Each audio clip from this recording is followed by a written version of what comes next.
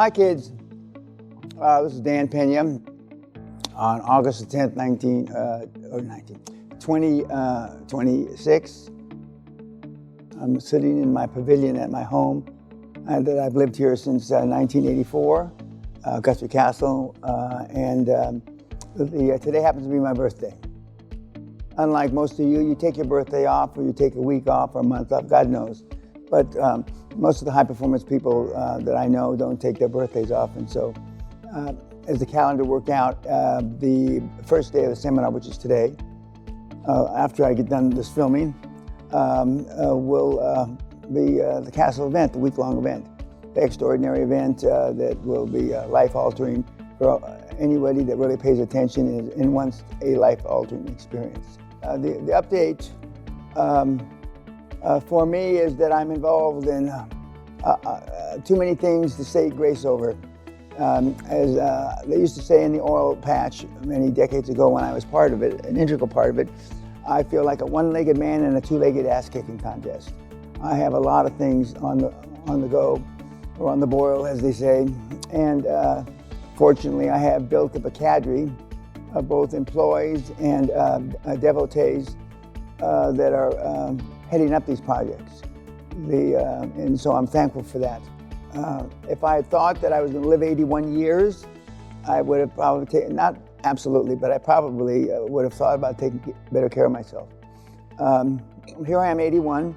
I remember my 10th birthday like it was this morning in the little house that we had, and my mother scraped what money she had from someplace to give me a birthday party. And I still remember the people that were in attendance. And I still remember the first kiss I ever gave to a girl named Eva Cyril. And I know that you're not well now, Eva, but I hope you get better soon. And here we are 70 years later. Most of you listening to this, not everybody listens to us on our several 100,000 that are on our mailing list, but for those of you that do listen to it, you like my updates. And so I'll go into a little bit of detail. But not so much that if you really pay attention, Sally and I yesterday afternoon, which was Sunday, were listening to Bloomberg Wrap-Up.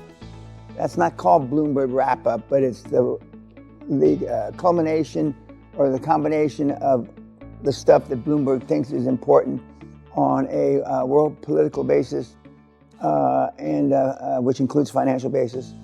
And it's about an hour long, and it's pretty darn good. It's pretty darn good, and so we listened to it. And a couple of the things that were brought up on the wrap-up, I was well aware of because I listened to, CNN, Bloomberg, etc. Not all day, but almost all day. And Sally and I, about 10:30 or so at night, get together for a evening drink, and we watch an hour and a half of TV. But a couple of things that were brought up on the Bloomberg wrap-up, not the least of which was that we're still pissing around with the Straits of Hormuz, and I don't mean that in a demeaning fashion in any way, shape, manner, or form. But President Trump or President Trump's advisors, and I would imagine that President Trump is blaming his advisors, i.e. for the thing that Sally didn't understand that was announced on Bloomberg, is that it was announced 2 or 3 days before that apparently, either from a leak or a direct source, the United States is running out of ammunition. Now that we're into the war, a year or 7 months, whatever it is, which was a surprise to Sally. Now, I had heard that earlier in the week, so I wasn't surprised.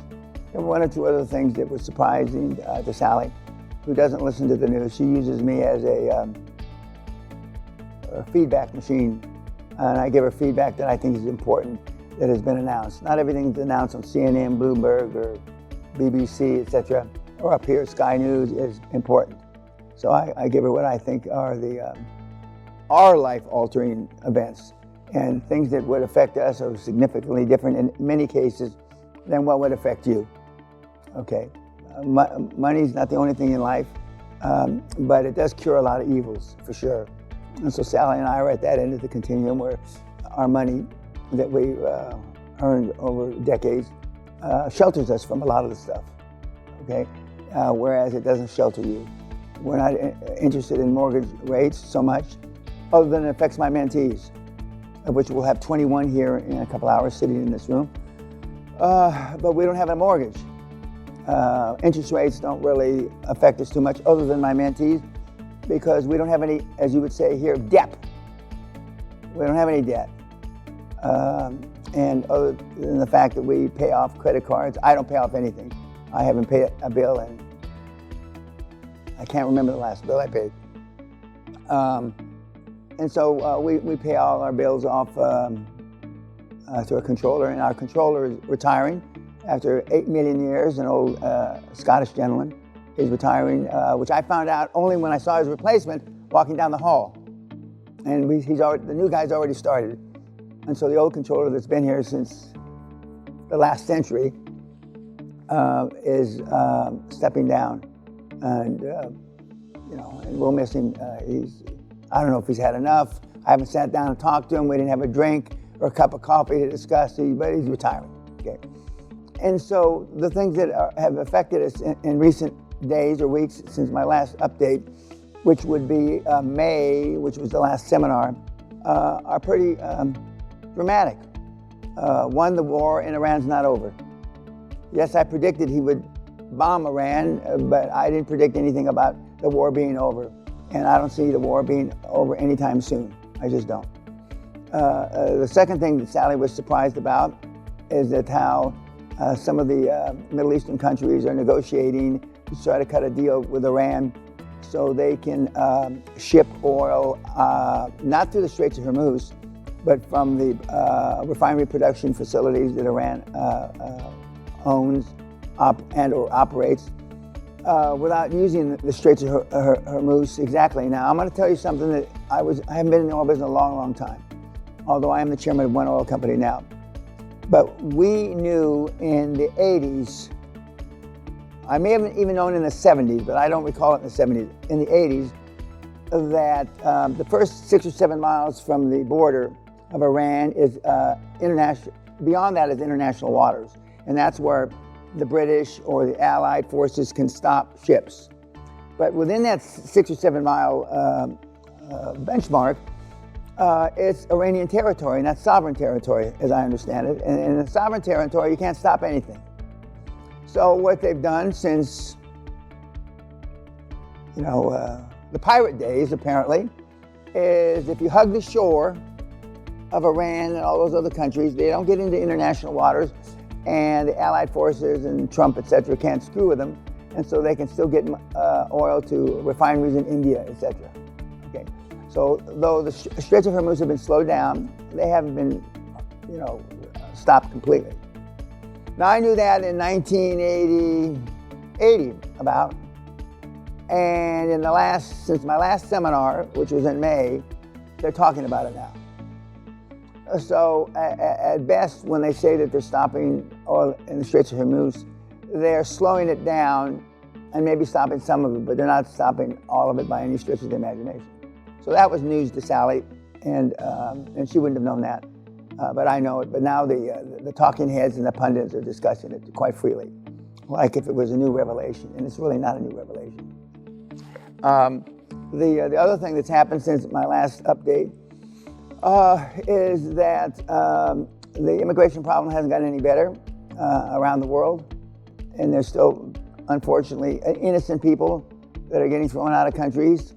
When you watch the news, Germany has a much different process than the process in America, or especially in Britain, where they take a heavy hand in getting rid of the immigrants. France can take a heavy hand, and they're just starting to get more aggressive in the people that are coming across the North Sea from France, mainland, to Great Britain. And that more affects us more because we're only 6.5 miles from the North Sea here. Although I'm not sure, I'm sure we have immigrants here, but I wouldn't know them if I saw them. They spit on my shoe. Because we're cloistered up here. And one of the reasons, as you've heard me say countless times in the seminars and on webinars, the reason I moved here September 1st, 1984, was I wanted to be antisocial. I wasn't interested in making friends. I thought at that time I had made enough money, and so I was just going to sit up here and play golf the rest of my life. That only lasted about 3 years, but so we're sheltered. And one of our neighbors was over having a cup of tea with Sally a few days ago, and she comes from a wealthy family, and she commented that a lot of the things that you hear on BBC or Sky News up here don't affect my rich farmer neighbors, okay, which I have not talked to in 30, 35 years, okay. And as I mentioned many times, the grandfathers or even great-grandfathers that owned the property when I moved here on September 1, 1984, have now passed it down to either their children or their grandchildren. So we're sheltered. And there's no big, housing developments or condominiums or buildings or any of that thing. And many of the buildings like Guthrie Castle, it's a registered building. You can't willy-nilly just add on to it or build stuff here because you need the council's approval. I've talked to the council about several things, the last of which is this pavilion that we built 25 years ago, and it's tough to get anything through, but I'm not looking to expand and put houses here. Although I'm told I can build about, I may be wrong about this, about 150 houses on the property. Like a little city, with cul-de-sacs, etc. Something else that has occurred since my last update of May of this year is that in conjunction with us, allegedly, the U.S. running out of ammunition and missiles, and they don't have a budget that has been approved by Congress. And of course, Trump says that he doesn't need an approval from Congress. To build $25 million missiles, and in some days we run through 80 or 100 of them. And some days, if I remember correctly, the highest day we had was we launched several hundred of those $25 million missiles, would dent anybody's budget. Now, you've heard me say in the past, I make fun of business plans, because I've never seen in 55 years, in May, 55 years I've been doing this, a business plan fail on paper. Never. Well, you're never going to see a business plan fail on paper because by definition, those business plans are there to exude enthusiasm, to get somebody interested, whether it's a bank or individual investor or your father, whoever, to going along with a project that the business plan outlines. Well, nowhere in the plan, the war plan, to the extent that we had one, and I cannot put my hand on where my heart's supposed to be. And by the way, I'm filming, and so I have my medals on today, but whether the business plan saw ahead that our $25 million drones were going to be knocked out of the air by $25,000 drones. I'm going to say it again. Our $25 million drones were going to be knocked out of the air by $25,000 drones. There's always something that you don't account for. Or as a very dear friend of mine, smart guy, one of the smartest guys I know, Richard Polden, he said there's always a black swan. And most of you kids don't know shit from apple butter. So you wouldn't know a black swan if it poked you in the eye. And ostensibly, theoretically, your boards are there to protect you from black swans, but even they, because not a lot of huge bad things have happened in the last 25, 30 years. And normally the experience spectrum that your dream team or board is going to have is about 25, 30 years on the long side and 5 or 10 years on the short side. But even at 5 or 10 years, that's a lot more experience than you have, and that's why you have them. And so you look better than you are. So I would suggest, and Pete Hegseth, who's the war secretary, as he calls himself, or the defense secretary, I would be getting contracts on $25,000 drones. Why go back to the same old companies, which I'm sure know how to make $25,000 drones? They don't want to make $25,000 drones for an obvious reason. They would rather make $25 million drones, correct? Well, why aren't we building $25,000 drones to knock out whatever we're going to knock out? Because apparently they're very destructive. Perhaps not as destructive as a 100,000-pound, $25 million drone. But there's always something. There's always something. It's like recently, since my last seminar, Trump has enforced stronger tariffs. He announces them for everybody, and then he handpicks, perhaps maybe somebody he doesn't like, to make sure that they get the tariffs placed on themselves. And in some countries, it has affected. I have a few business entities in Canada it has affected, and I have a couple of business entities in Canada it hasn't affected. Okay. But nobody would have thought before May that Trump would be placing tariffs on our allies. Those are things you do to fuck up the economy of the people that are not our allies, i.e. Russia, Iran, etc. And yet, he has got method to his madness, I'm sure. I'm not, countering anything that the president has. Again, full disclosure, decades ago, I knew the president. I haven't talked to him or seen him in person in God knows when, a long, long time. So those are pretty major shifts since May. We just announced our next seminar after this seminar, which is ending in a week, for November. So we are going to have another seminar. In May, I didn't know if I was going to have another seminar past August. So we didn't announce anything, but we announced it we're either announcing it today or we did it yesterday, or we're doing it tomorrow. But so I will have another seminar. Another thing that's happened since May, my last seminar, is we've added a hardcore. We have a second hardcore because the first hardcore filled up, not overnight, but almost overnight. And so we have a full house of 10 for hardcore number 1, and we've got 2 or 3 or 4 already signed up for hardcore number 2, which will be here, which will be the week after hardcore number 1. If you would have asked me that in May, I would have probably said that I didn't believe that would happen, okay? Remember, man plans and God laughs. But it's both the hardcore seminars are before Christmas, instead of through Christmas and even through New Year's as they have been in the past. So that is a big change. It's not a big change for me. As most of you know, my bedroom is about 70 yards from here. So I stumble out of my bedroom, get ready, go down. Normally they've already brought me coffee, but if they haven't brought me coffee, I get a cup of coffee that's in my office, and then I start the seminar here at 9. So it's not any hardship for me. It's just me doing this another week. I want to make a comment. I appreciate all the notes and emails and letters and gifts that you guys send me. I really do. And I answer some of them, but my staff, and I try to answer, or at least look at them all myself with my eyes.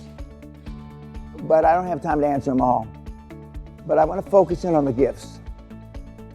Whilst I appreciate them greatly, I don't need gifts from you guys. I want to thank you for them, but if you feel incumbent upon yourself to give me something, donate to my foundation, which is, we build missions and convents, and we feed the poor and all kinds of stuff, and I will be just as appreciative if you put money in the foundation. It's on my website. It's no great secret. Rather than you buy me statues and you buy me head things like, Napoleon, except it's me. And I really do appreciate it, but, and a lot of you send me frogs. Now, Kat, who's sitting behind the camera, knows I've got hundreds of frogs in my office and through the castle, okay? And I love each one of them. The first person that ever gave me a frog was 2003, it was Dan Locke, okay, which I still have. When he flew down from Vancouver to have breakfast with me, in those days I was still having breakfast with people. But I mean, I'm not saying don't waste your money, but if you can't help yourself, donate a few dollars or whatever it is to the Peña Foundation, which Sally runs, and we do stuff for charities and have for about, in the formal sense of a foundation, only last several years. But before that, we've actually started 21 years ago on my 60th birthday. But thank you very much. I've already started to get cards and gifts, and I appreciate them all. And I'm not being just glib. I do appreciate them all. And for you thinking of me, I'm sure I'll have several hundred emails before the seminar week is complete. And this is unusual, me having the seminar that starts on my birthday. I've certainly had seminars in the past that went through my birthday, but to the best of my knowledge, I don't think I've ever had one beginning on my birthday. Now, May 23rd, this past May, actually right around the time we had our May seminar, was my anniversary for doing seminars. My first seminar was May 23rd, 1993 at the Sheraton Hotel in Los Angeles, downtown Los Angeles. And I used to give, I've said this before, the seminar in one day. We started at 8 o'clock in the morning. We'd go to 8 o'clock at night, and then Q&A started from 8 o'clock at night till I answered the last question. And that could be 2, 3, or 4 o'clock in the morning. No breaks, no lunch, no fucking water, no nothing. No handouts, no nothing. And it's the same material I give this week, plus or minus 10%. It's exactly the same seminar, but we did it in a day. And in those days, I charged $1,000 for a one-day seminar. And Bruce the Whipple, God love him, I just got an email from him, happy birthday, thank you very much, Bruce, for the email. Was at that first seminar, and he was at many more that I can't even count. He's probably been to more seminars than anybody else of my following, my group, my flock. And I continue, I've been in business with him off and on for 30 plus years with no written contract, I might add, just a handshake. And so I don't plan anything beyond the November seminar that's coming up and the 2 hardcore. I have no plans for 2027, other than some speaking engagements I do have. I do have a couple of those. And, but I am now being more selfish, which I teach you to be, in that I want, in the business entities that I'm still involved with, and I've eliminated a few, and I'm in the process of eliminating a few more. It's time to exit, or if it's not time to exit, it's time for me to leave. Because the you turned in from a 3 to 5 year or 7 year project to a legacy project that you want to build it for your kids and stay, forever, or until they carry you out on a stretcher. And that was not my intention when we started, and it's certainly not my intention now that I just had my 81st birthday. And so I'm eliminating those, and I'm getting out of the chairmanship business. I'm not getting in, although last year I did add a chairmanship, where it was the right thing to do, and I made the right decision. And it's more on betting on people, because the ideas are simple. In the healthcare business, there are really no new ideas. You may think that you put a different twist on it, but you really haven't. Dating back to Columbia Healthcare in the 80s, when Rick Scott founded it, he left me and went and founded, which ultimately turned out to be the largest healthcare company in the world, Columbia. And he's now currently sitting, I think he's senior senator now for the great state of Florida, which I was born in. And if you see this, Rick, or any of your staff see it, congratulations. A couple more things about me, and then I'll be filming something else which you won't be privy to. I was asked, why is the hardcore only 10 people now? When before we've had as many as, I think the highest was 25 or 26. In the last seminar, we only had 7. For whatever reasons, people got sick, they got divorced, they had a heart attack, whatever. And so we wound up only seating 7. And all 7, especially 5 of the 7, and some of which had been to the hardcore before, thought it was a tremendous experience because they got to spend more time with it. Rich Baker, who's done a testimonial, which I believe is on my site. I don't believe, I know it's on my site. He says, words to the effect, it was worth a couple $100 million to him. Saved and or earned. And so I decided, well, that's probably a signal, and I haven't changed a hardcore in a long, long time. So we changed it to 10 people. And now that those 10 sold out, not overnight, but almost overnight. And so now we're booking for the second seminar. This seminar is different today because based on that information and based on the super success of 2 or 3 people on the case study, reduced case study, but limited to just a few groups and myself all working together, I've changed this seminar for the first time in a long, long time. We're adding, the 5th day is case study day. And we've got at least 1, possibly 2 of the mentees that are attending the seminar today that have, they're bringing case studies. They've already done deals. And we're going to go through the last day, the 5th day, before graduation night, how you can fuck up a deal. And for those of you that have been to the seminar, you know I go through a slide. This is the way you're supposed to do a deal. And this is the way that you're going to do a deal with bubblegum, mirrors, and smoke just to get the deal done. And so we're going to go through that the last day and show you. And a guy that actually did both kind of deals, he's going to be in attendance. Not by coincidence, he's bringing his 20 or 21-year-old son who just got out of Wharton School in Pennsylvania. This seminar, we also have a cousin of my billionaire hedge fund mentee that was here a few months ago that said I should charge $2 million a head and for the seminar and not open it up to the public so much. His cousin's coming. And then another gentleman who came here 10, 12 years ago who's been very successful and he's made quite a bit of money, but he seems to be blocked in increasing that EBITDA significantly and increasing the revenue. So he's coming back after 10 or 12 years for a refresher course. And again, they're from all over the world. And so I look forward to spreading the word and spreading the gospel.